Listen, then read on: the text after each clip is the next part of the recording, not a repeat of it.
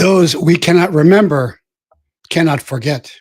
But for them, we would not be. Pilgrim greeters Wampanoag are the first peoples of dawn's early light. Pocahontas saved Jamestown. Tisquantum rescued the pilgrims, greeting them in English as a fellow Christian, and then asked them for beer.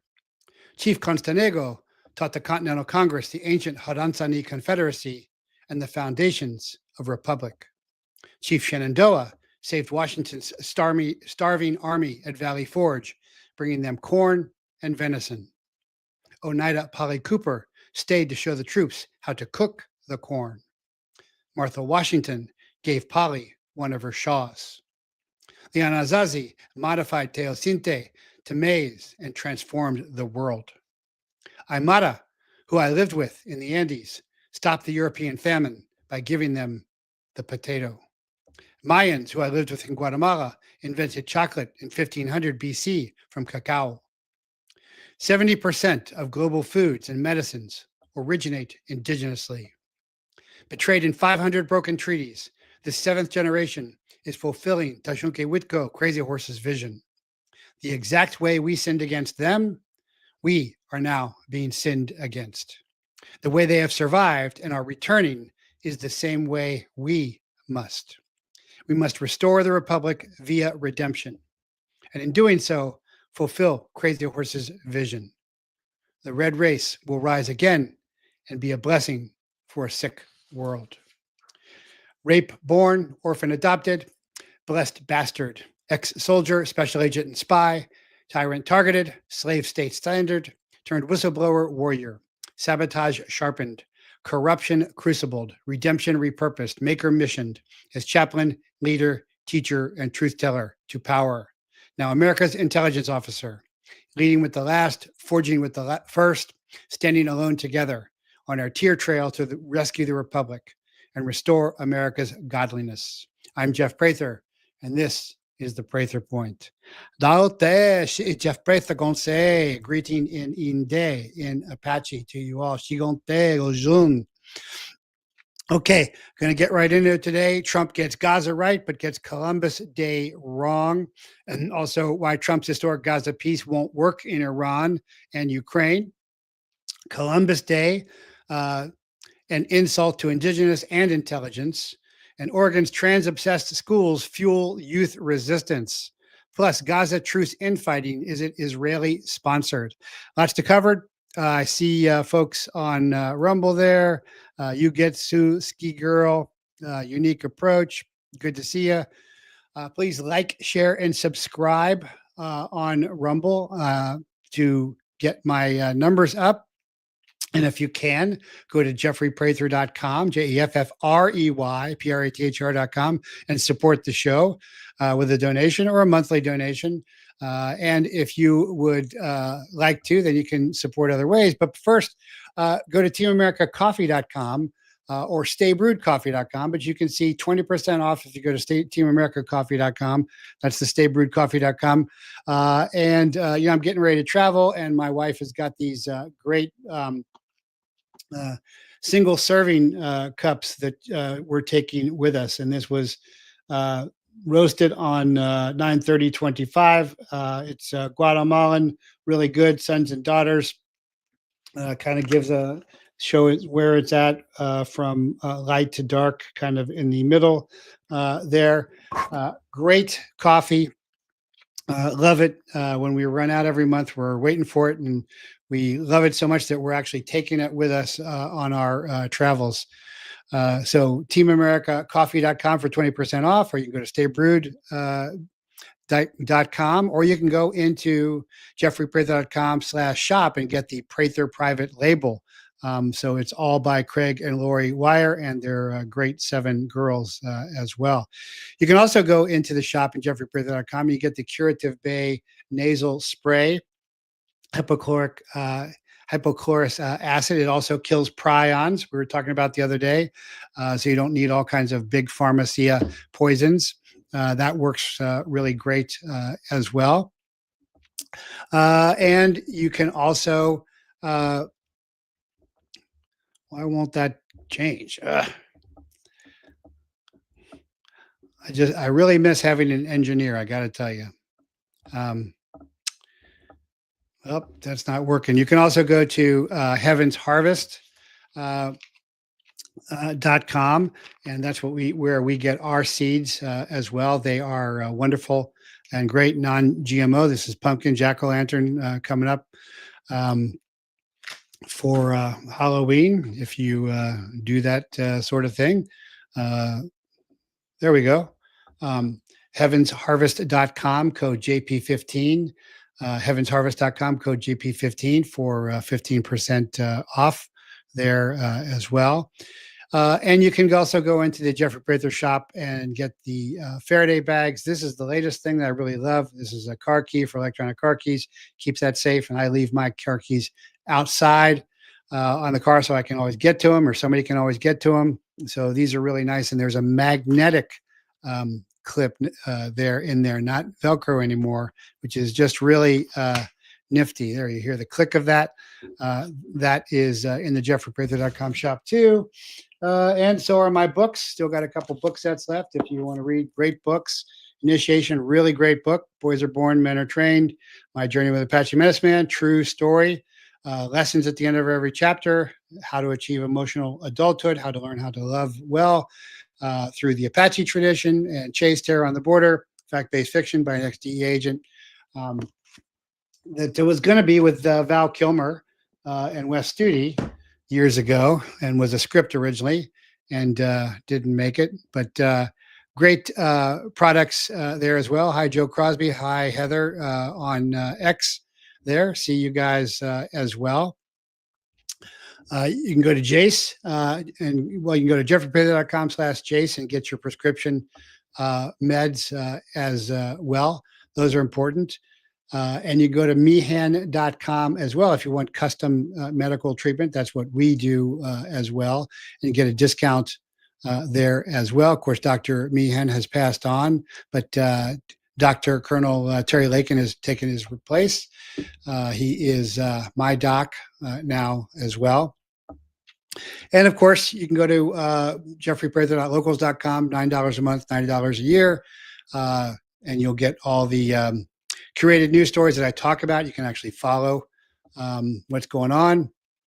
Or you can go to patreon.com, where I discuss and train with folks. And so this weekend, I'll be in Tucson for the HMAC Handgun Martial Arts Center Beginners Summit.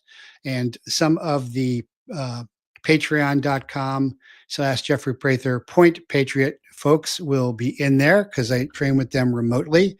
And I'll also be teaching the Bujinkan in the dojo there as well. So those are some of the opportunities to train with me.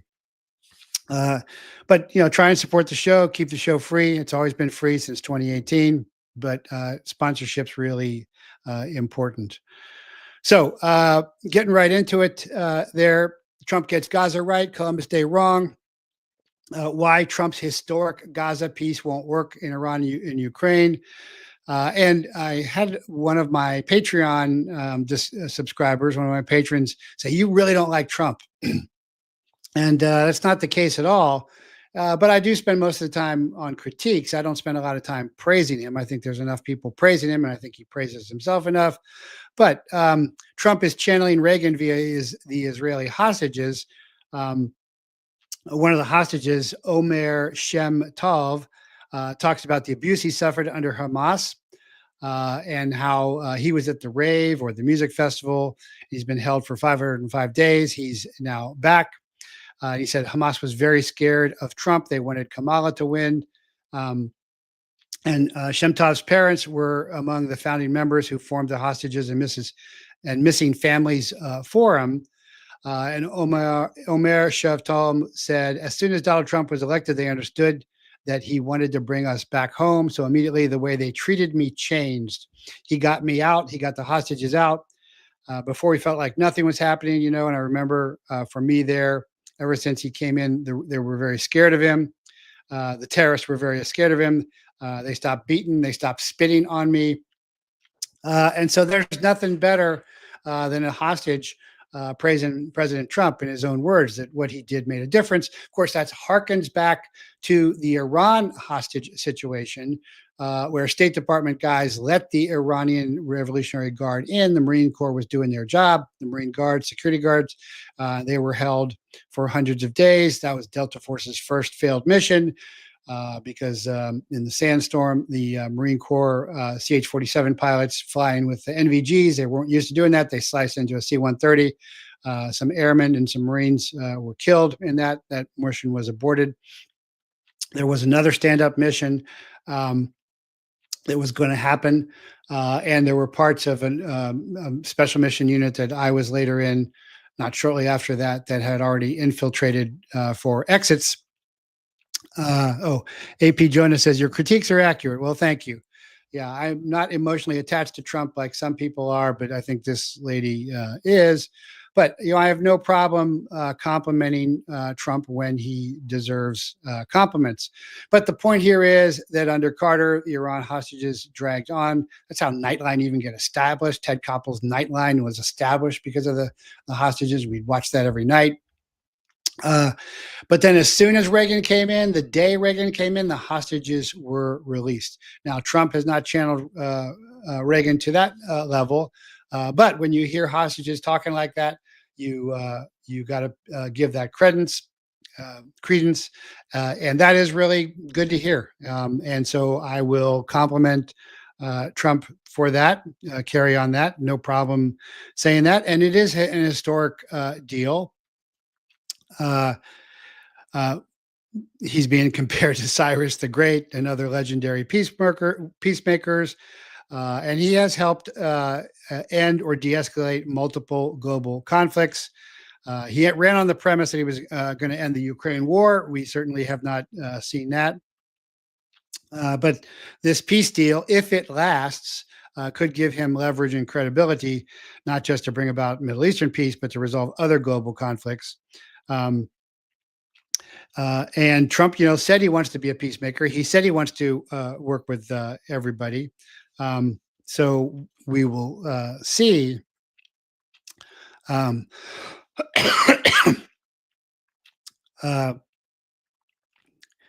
Representative Jimmy Patronis, Republican Florida, said the Israeli-Hamas deal not only made believers in the region, but also emboldened European leaders who tried to undercut Trump's efforts by recognizing a Palestinian state prematurely. That is, they were taking away leverage. You always want, and Trump does that. He negotiates from a position of strength with leverage. Trump's efforts to end the war between Russia and Ukraine, which began in 2022, have scaled back recently after Putin's meeting in Alaska. And he admitted that there were still several issues that needed to be resolved. There was speculation that Trump would participate in a three-way meeting with Russia and Ukraine to help mediate a ceasefire, but the meeting never came to pass. Trump first released a 20-point plan to restore peace in the region, which includes the withdrawal of Israeli forces from Gaza and the release of all the remaining hostages, and all the live ones were released. The plan also promised Hamas members who commit to peace would receive amnesty, and an agreement would permit humanitarian aid to enter the Strip. Trump will assume a leadership of a board of peace made up of foreign heads of state to oversee the process until the Palestinian Authority, which governs the West Bank, is ready to lead the region. So that's historic. I certainly give him credit for that. But in his second administration, I got to differentiate between first administration Trump and second administration Trump, because they are vastly different. Trump seems very controlled by Israel and constrained by the deep state Praetorian Guard. Peace with Russia may not be permissible since Putin clearly has laid out his evidence of bioweapon labs, clearly placed in Ukraine by Obama originally and then reinforced by Biden and Harris. They've named them at the International Criminal Court. So, and you'll hear this on Thursday's show, which is recorded, Putin really set up Obama and Biden in the International Criminal Court for Trump. But nothing seems to be happening with that, of course, because if you go after the puppets and you follow the strings, that will lead you to the puppet masters. And that, of course, is not permissible. So it appears these deep state puppets are off limits for prosecution since they would clearly reveal their puppet masters. So that is why one of the reasons why Trump, while he's successful in peace in so far in the Gaza treaty truce, may not be able to pull that off with Russia. There are others reasons as well. uh, Give me some of that. Says the Israeli settlers should not have been disarmed. Of course they should not, but that's because the government of Israel was in on it, a 7-hour stand down. And so they are culpable, just like the American government was in on 9/11 and in on the Oklahoma bombing as well. But there's another reason why, even though Trump has been successful in Gaza, that may fail as well. So there has been fresh violence that has gripped Gaza City, where Hamas forces clashed with powerful Dogmush clan in the Sabra neighborhood, leaving at least 27 dead in one of the bloodiest internal fights since Israeli troops pulled back. And this was just on Sunday that this happened. And there were a brutal raid by Hamas militants, um, with dozens slain, including 52 from the Dogma side and 12 Hamas fighters. And chaos reigned with homes set ablaze and youth rounded up at gunpoint. Children are screaming and dying. They're burning our houses. So one clan member says, "We are trapped. I don't know how they entered with all kinds of weapons. Where were they when the Jews were here? They arrested all of the youths, lined them up against walls, pointing weapons at their heads. This is a massacre here." So that's a point well taken. Is Gaza has been controlled and scrupulously disciplined and disarmed for a year or more. Now, all of a sudden, these militant groups come in with weapons and start shooting up. Where did those come from? But there are rumors that persist that these clans weren't acting alone. Some suggest covert Israeli arming of rivals before the withdrawal, setting the stage for proxy wars to weaken Hamas from within. Is that cynical? No. Why? Because they have done it in the past. And there's the Sudan Israeli units that dress up as Arabs and go in, likely happened on October 7th. And so this is another possible sabotage.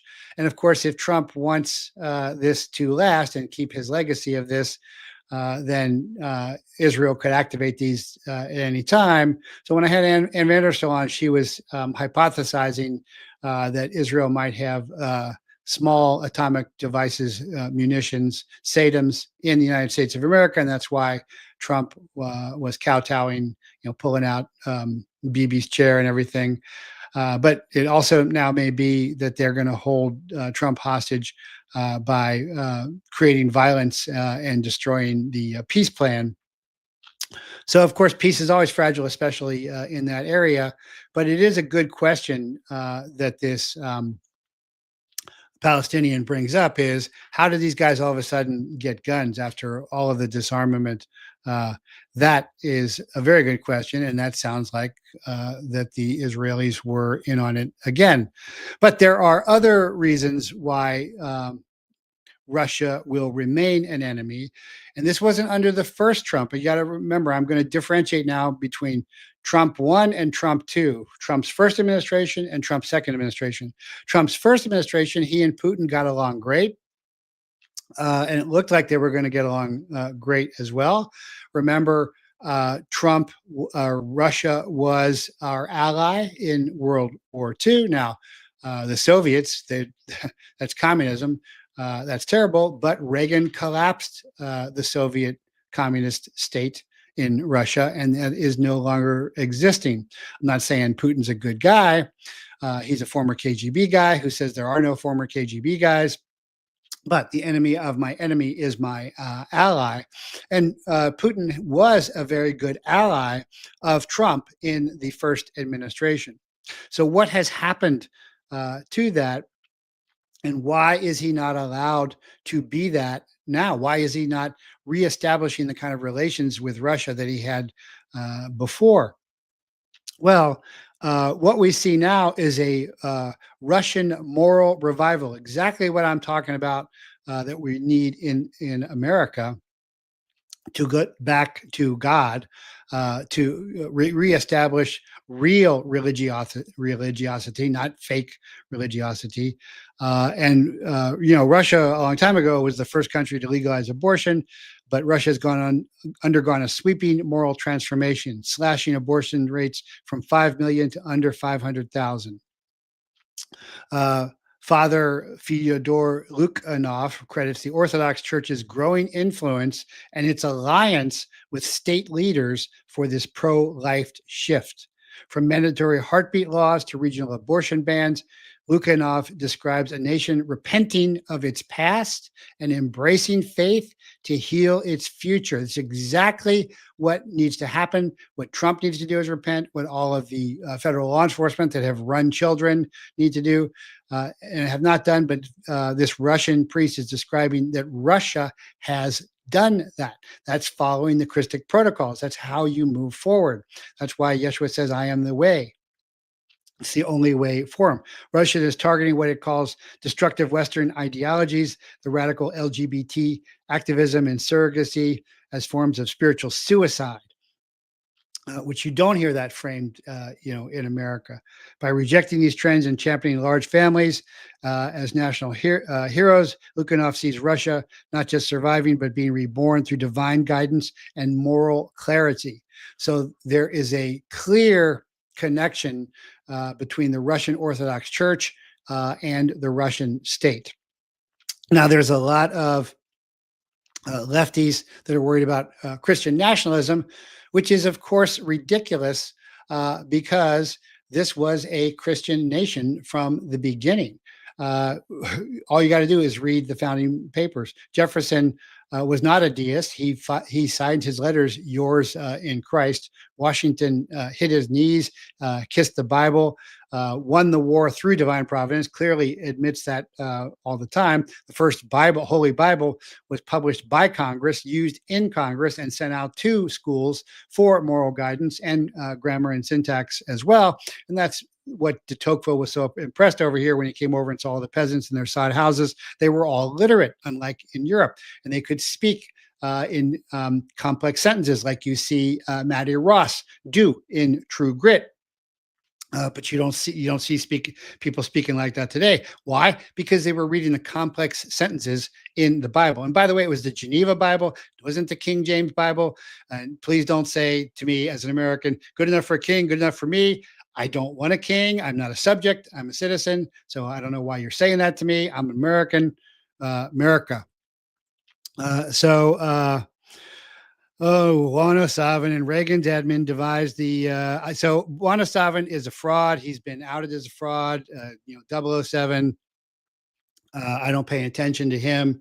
Michael Jaco, a whole bunch of others. The guy with the tomahawk. And many others. But I want to give Trump his due on Gaza. I'm also saying why it might not hold. I'm also saying why it may not be able to translate to Russia. And of course, it may not be able to translate to Iran either, because again, Bibi Netanyahu wants war. They've got a 7-front war. They've just announced an 8-front war, whether it's the information war in America, and they're going to spend $41 million going after American Christians to make them more American Christian Zionists. And not that the evangelicals aren't enough already, even though that is heresy, and that is simply not true. The biblical people of Israel were never the nation state of Israel. They are separate. And the biblical people of Israel are no longer the chosen people. It is said so in the synoptic gospels, Matthew, Mark, Luke, and John. Matthew, Mark, Luke, by Yeshua, by Jesus himself. When you kill the son, you are no longer inheriting the vineyard. You are out. The true Israelites are those who follow Yeshua. It's very clear. However, Darby heresies, Schofield Bible heresies, and paid off fake pastors get this wrong all the time, just like Ted Cruz and a whole bunch of others. So if you want to see, the real stuff, go to christchaplaincy.com, christchaplaincy.com. You can see all our sermons. My wife just did a great sermon on Sunday because we're not pastors, we're chaplains. You go to church, church comes to you. If you're a chaplain, that's what Yeshua and the apostles did as well. Not at all. I give BB 2 or 3 more days before a false flag in the Middle East. The power gliders are being fueled as we speak. Yeah, more hand gliders coming across. Yeah, and see if people are going to buy that again. They certainly seem to. So anyway, Trump gets Gaza right, but his Gaza peace may not hold, and it may not be able to be pulled off in Iran and Ukraine, not because he couldn't pull it off, but because the puppet masters, it would lead back to the investigating and going after the puppets would lead right back to the puppet masters. But Trump gets Columbus Day totally wrong. And Columbus Day is an insult to indigenous, and it is an insult to everyone's intelligence. But I guess I got to go over this again. So the first thing is Columbus never made it to continental America ever on any of his voyages. He never set foot in America. Certainly didn't discover America. People say, well, the Vikings were there before. Well, the tribes were there for forever. And there were great civilizations. There were throughout Central America and earlier in North America. We're talking about multi-story dwellings. We're talking about indoor plumbing, roads, farms, fields, and you can look up the journals of the explorers who described all of this stuff. Now, when the conquistadors came into Central America, they destroyed all the books. Yeah, there were actual books as well. Now, that Central American culture was a culture of death. What had happened in the North was the free tribes had already broken away from that, and they'd gone back to living hard, like the Apache, like the Lakota. And in fact, that's what my elder teacher, my Shiwoye, my Apache grandpa, Philip Casador, explains to me in my book at the end. I didn't really understand it at the time, what he was saying. But he was saying was we left all these giant fancy civilizations and death cults to be free. And we weren't ever going to live like that. And so that's what you see with the North American tribes being very free. That's really expressed very well in the movie Apocalypto. You see these guys living out in the forest, and like, why are they living like this? And then you get into the Metroplex there, and you're like, oh, that's why they're living out there. That was a profound lesson to me again. But the Haudenosaunee, the Iroquois Confederacy, the Five Nation Confederacy, was what the Confederacy of States, the United States, was based on. It is Indian law. Benjamin Franklin studied that, and he was always dismayed at how when they tried to convert folks, Indians, to a white way of living, it wouldn't work. But a lot of whites went to the Indian way of living. And they would also say, hey, when you come into our villages, we feed you, we give you a place to stay, we don't charge anything. We come into your villages and you charge us for everything. What's up with that? Of course, Squanto was captured twice. Kidnapped, enslaved in Europe, freed by Franciscans, taught English, baptized, sent back. When he gets back, his village is destroyed. And that's a misunderstanding too. There's probably about 12 million Indians genocided.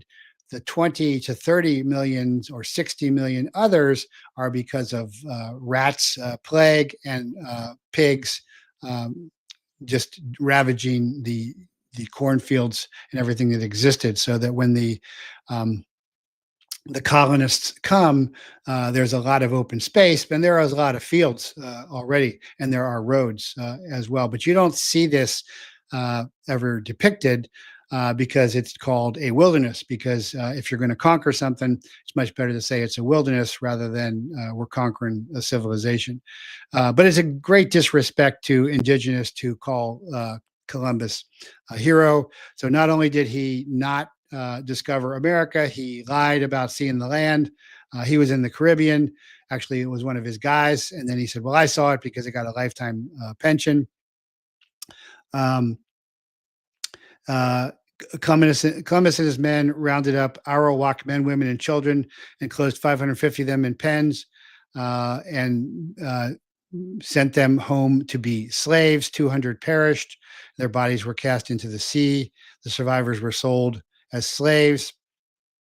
Um, and when in Haiti, Columbus orders all natives 14 years or older to collect a certain amount of gold every month, which you couldn't do because there wasn't much gold. So he cut their hands off.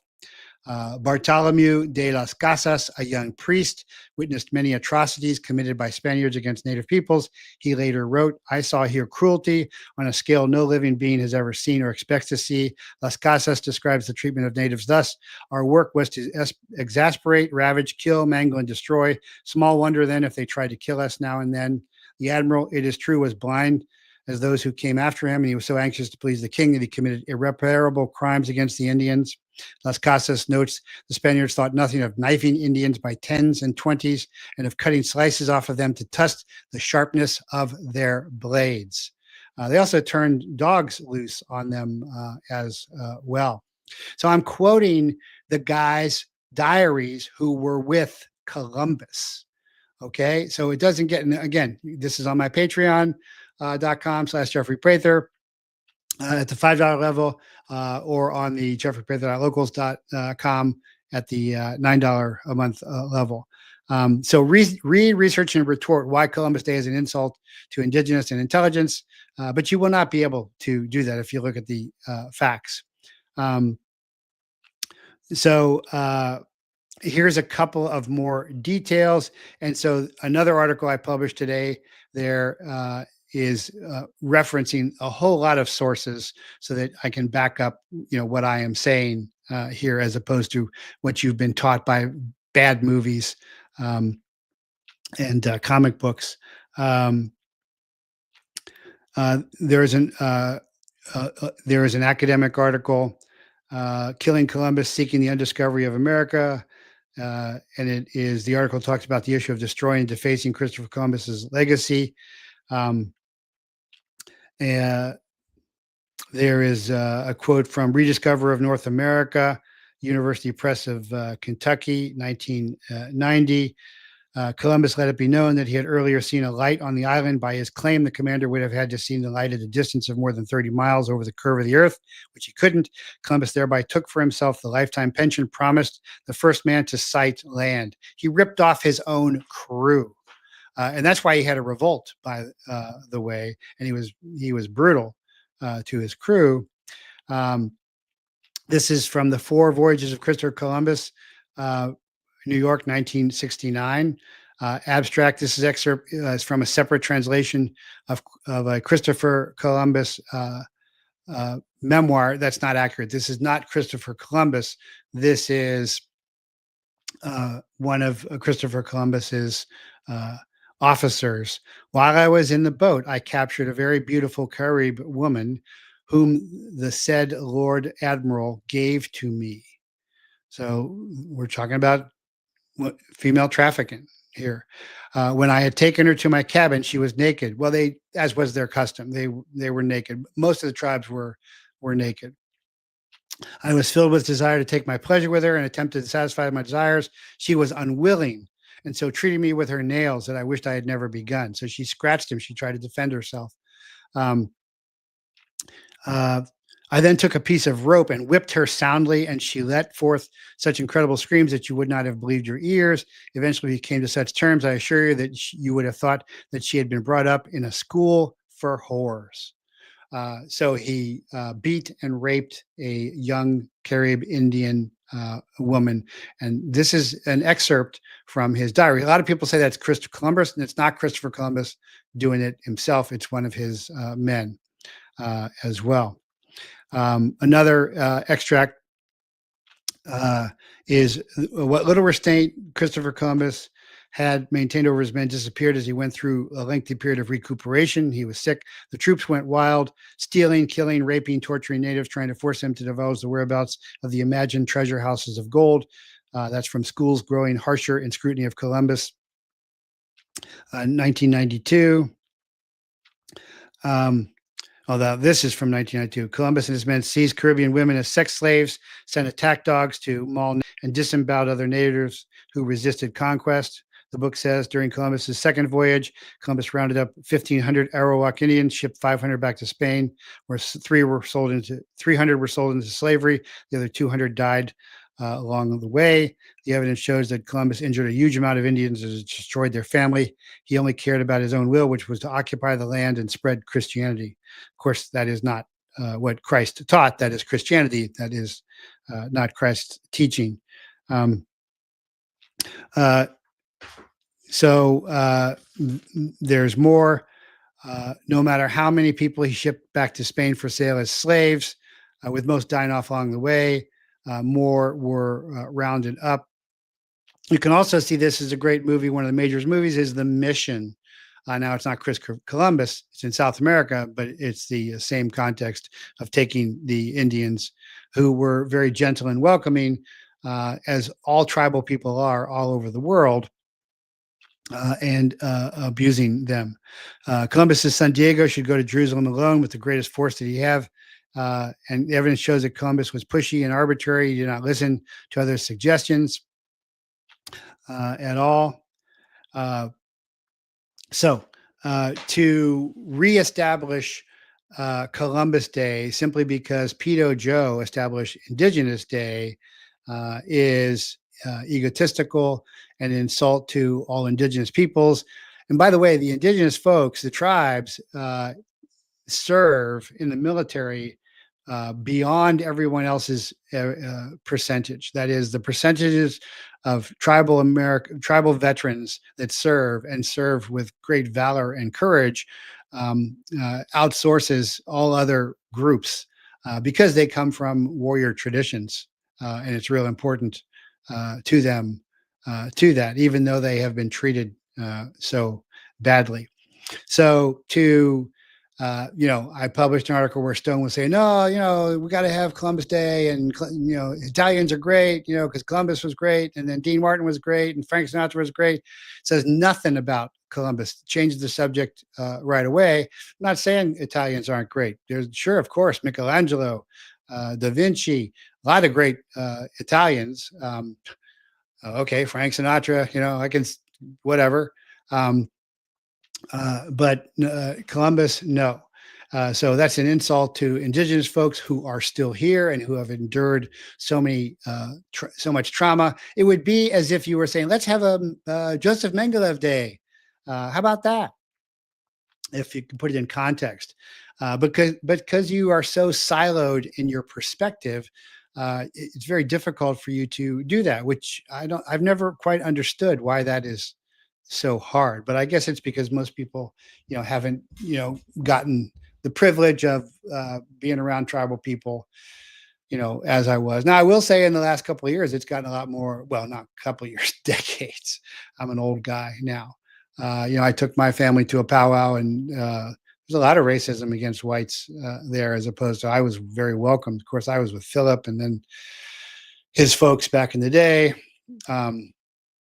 But the whole bloodline thing is European. Are you of the bloodline? That was never the way of the tribes. That was it was culture, not color. And also, it's features like attached earlobes or unattached earlobe, or my epicanthic fold. There's my Indian epicanthic fold, where the Ininde, the Apache called the white people Bindalegaye, which is white eyes. And why is that? Because they could see their white eyes, whereas they were out in the sun all the time. You can't really see the whites of their eyes. And sometimes you see that in some of the movies, white eye. It's actually Bindalegaye, Ligai being white in Inde in Apache. Anyway, that is why I am saying what I'm saying is Trump gets Gaza right, Columbus Day wrong. Um,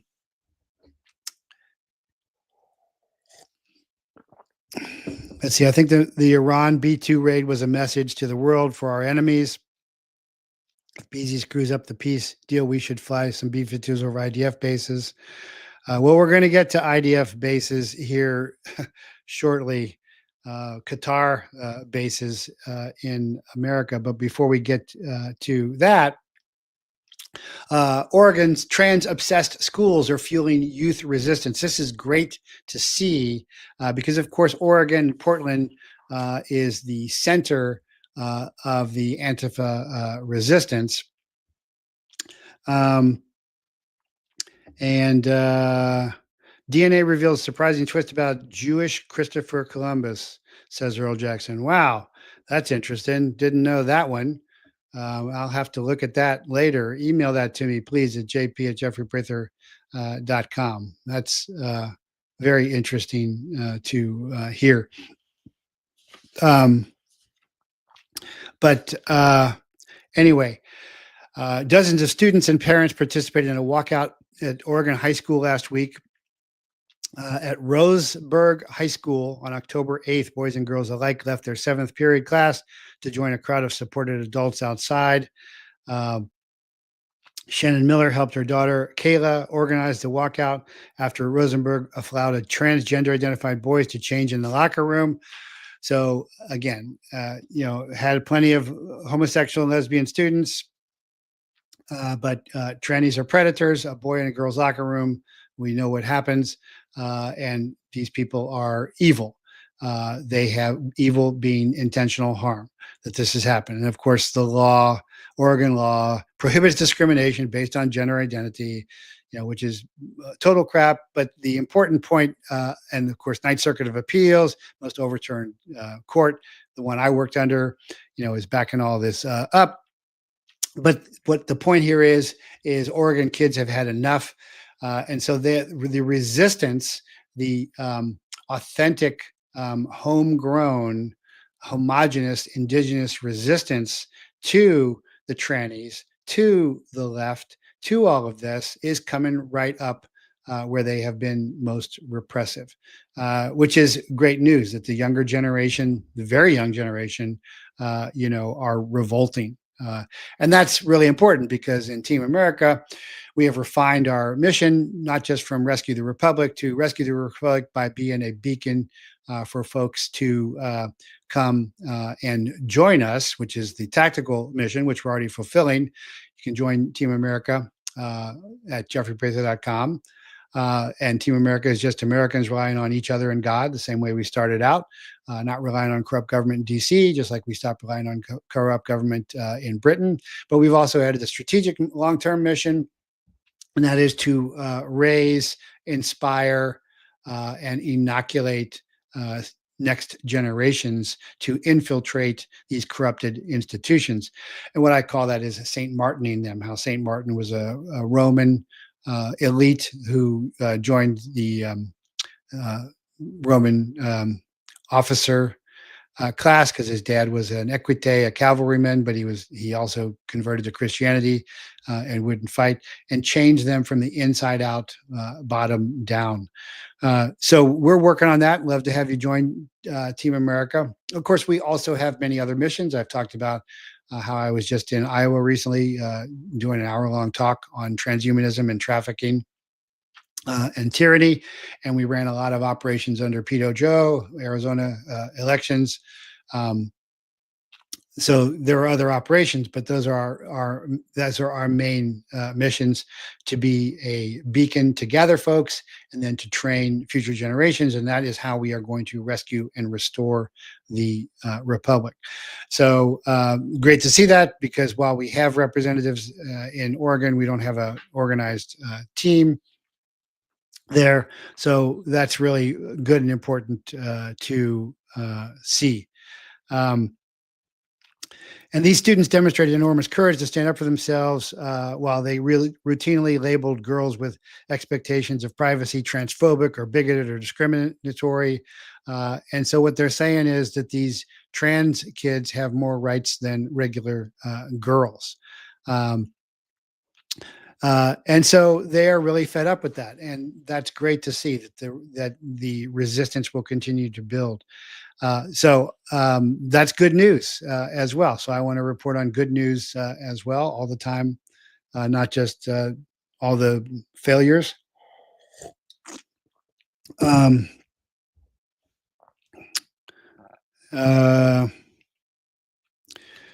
Not at all. They shot up the USS Liberty. Yes, they certainly did. Also, should note, I've been trying to get this story for a while, is a grand jury indicted New York Attorney General Letitia James on criminal bank fraud. This is a while back. But as I have said ad nauseum, the Attorney General is key human terrain, either allowing or preventing criminality and treason. This is a late, small step, but a step nonetheless. Federal grand jury in Eastern Virginia has indicted New York Attorney General Letitia James. So the physical terrain of this is interesting too, because she was the New York Attorney General, and this is in Virginia, and it's in Eastern Virginia. And so kind of the dividing line between DC, which is all left and all big government, and you get into Virginia, and that starts to be right and country. And then you go to Eastern Virginia, and you're getting into way country. So the human terrain, the physical terrain, is paralleling the human terrain here.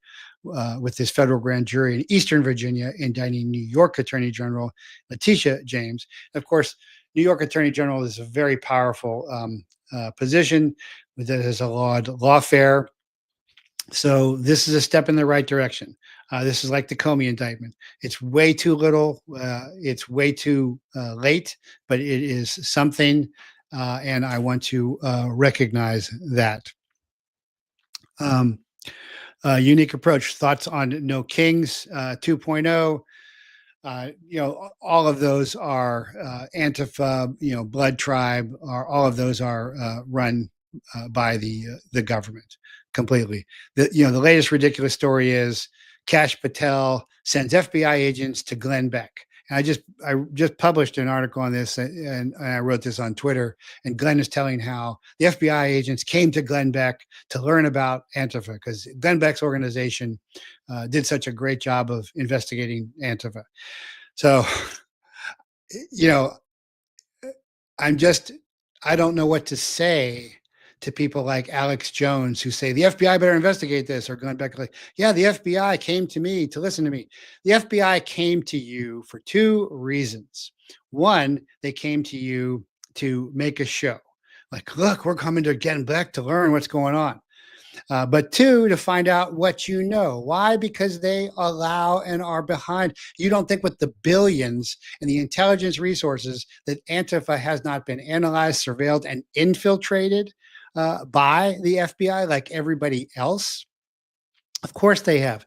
They have these giant billion-dollar budgets.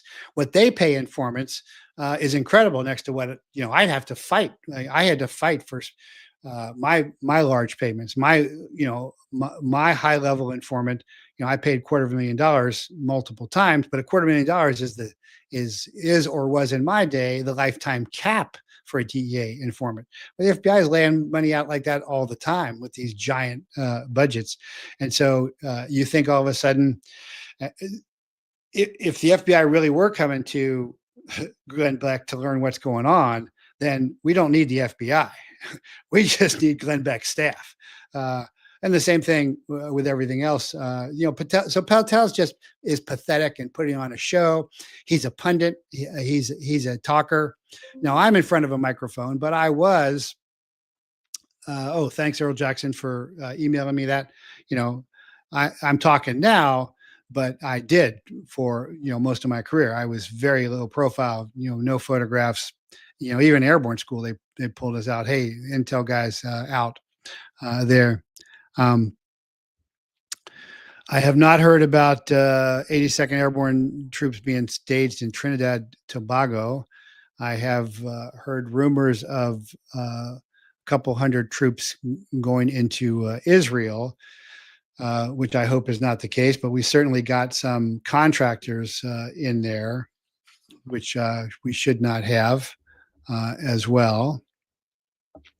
Glenn Beck was a never Trumper in 26. Yeah, but I think 2016, but I think he has changed from that as well. But big problems with Trump with Qatar. FBI Director Kash Patel was a paid consultant to Qatar. Attorney General Bondi was a Qatari lobbyist. Now Trump is accepting a $400 million plane from Qatar. Then there was Steve Witkoff, President Trump's longtime friend, who was accompanying on a trip to the Middle East recently. And Witkoff also appears to be a beneficiary of Qatar's sovereign wealth fund, which bought his faltering investment in New York's Park Lane Hotel for $623 million. And Susan Weiss was involved with Qatar as well. And so Trump just on September 29th signed a presidential action saying that we will defend Qatar in the event of an attack from another country. The United States shall regard an armed attack on the territory, sovereignty, or critical infrastructure of the state of Qatar as a threat to the peace and security of the United States. Wow, that is not the case, but they are saying that here. And the United States shall take all lawful, appropriate measures, including diplomatic, economic, and if necessary, military actions to defend the interests of the United States and the state of Qatar. Of course, we have a huge base there, but can't do that. That's Congress to do that. So that's another illegal executive order. And the real problem with that is under Trump administration, we did not see a lot of conflicts of interest, if I recall correctly. But the Trump company has struck a Qatari golf resort deal, and they are building a luxury golf resort in Qatar. Another golf course, and this just looks very bad that Trump is doing this. And there are also Trump-branded beachside villas and an 18-hole golf course to be built by a Saudi Arabia company. And so this is the first foreign deal, I believe, since Trump organization took office. People were worried about this. Back then, he forswear foreign deals in an extraordinary press conference surrounded by stacks of legal documents as he pledged to avoid even the appearance of conflict of interest. But that seems to have gone out the window as well. And then, of course, Trump's real estate developer tycoon son-in-law, Jared Kushner, who is a total Zionist and Jewish, is got the Build Back Better plan in Gaza. And the Saudi Soviet Sovereign Wealth Fund has reportedly invested $2 billion in an investment fund run by Kushner. The Saudi government-backed LIV Golf has hosted tournaments as Trump's Doral Resort near Miami. So this looks, very much like Trump is in thrall to these entities as well. How that shakes out with versus Israel is real interesting because we're always giving money to Israel. In this case, he's getting money from Saudi Arabia and Qatar. So how that shakes out, but he should not be doing these deals, and neither should his staff. And then, of course, we're actually building Qatar a Air Force base here. Well, they're buying one rather in Utah. Somebody was asking me about that recently. I think it's Utah. Somebody correct me if I'm wrong.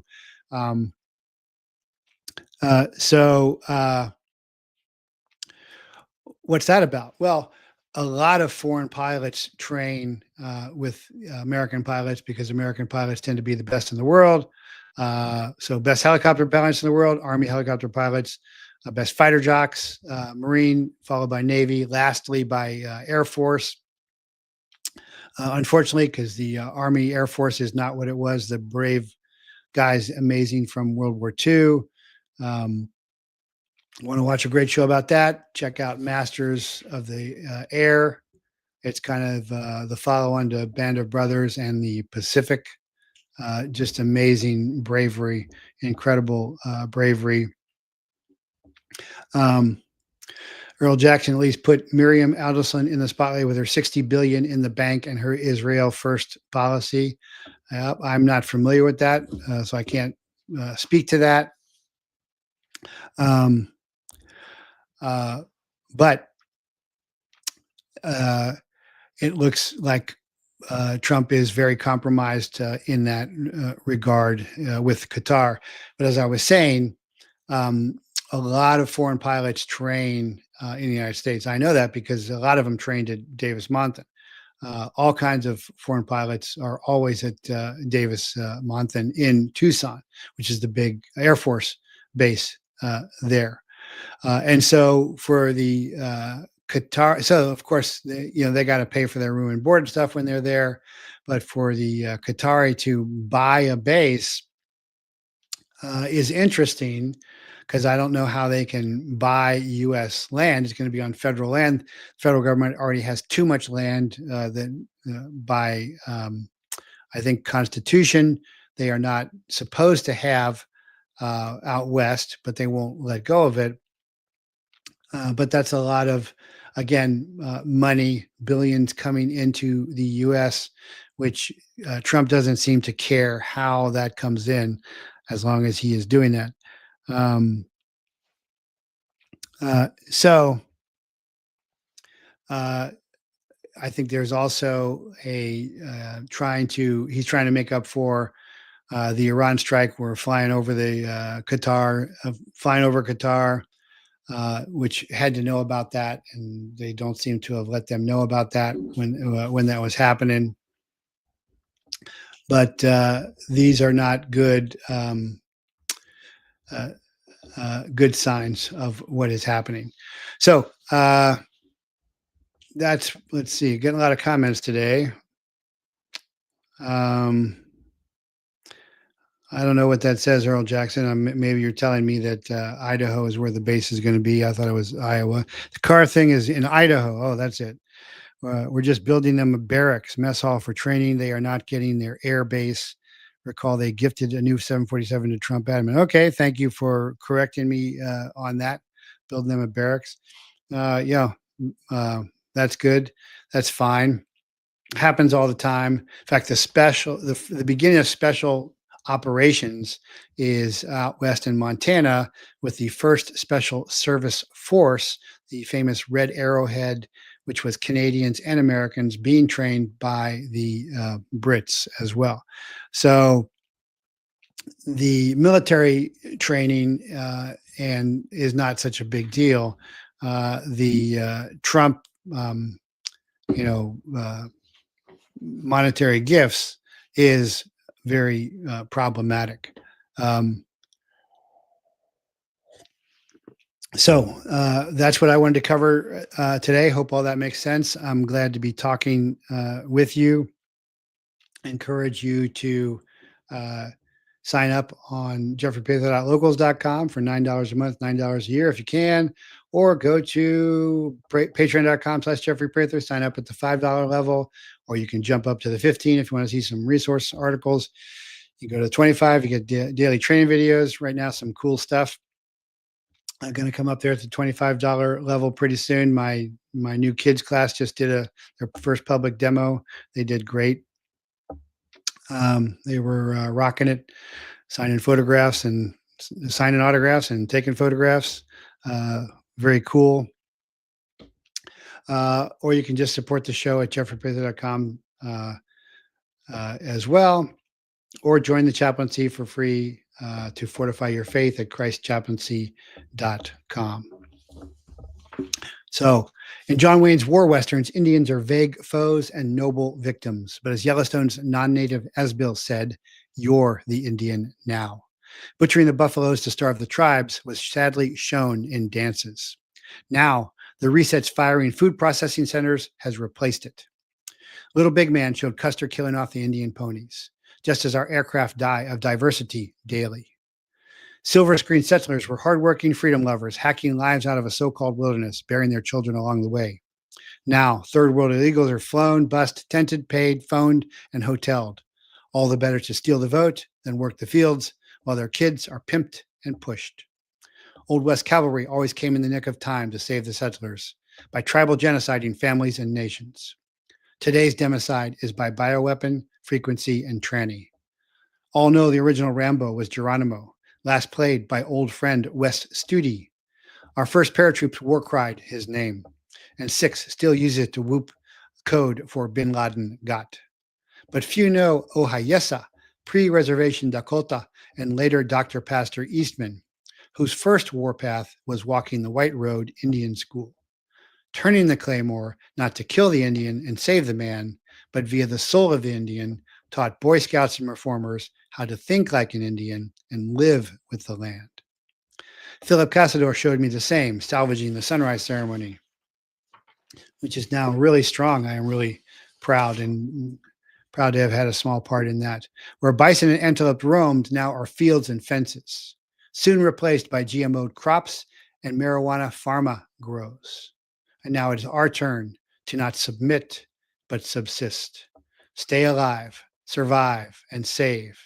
The few that persist and resist to exist, and pray for the rest.